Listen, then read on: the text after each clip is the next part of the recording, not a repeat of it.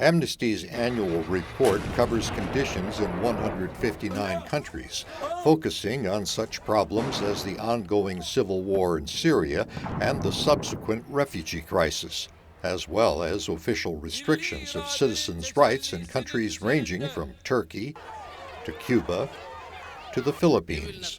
The report, titled "The State of the World's Human Rights," says politicians in various nations have answered legitimate economic and security fears with poisonous and divisive identity politics. Adote Akwe of Amnesty International USA says smaller countries often follow the rhetoric and policies of political leaders in large nations like the United States. Not only is the rhetoric dangerous, but also the practice or the implementation of the policies also becomes a model for other governments to follow. Akwe says refugees face a backlash in Europe as well as the United States, driven by fears of terrorism that are unreasonable.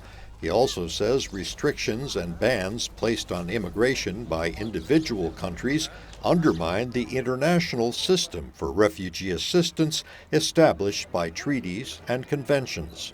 Those are at risk of being completely undermined, and once that happens, the base of how people should be treated at a minimum is suddenly gone. Amnesty International's report also expresses concern that countries that have championed human rights in the past may be turning a blind eye to atrocities and may backtrack on their commitments as they themselves become more restrictive. Greg Flakus, VOA News, Washington.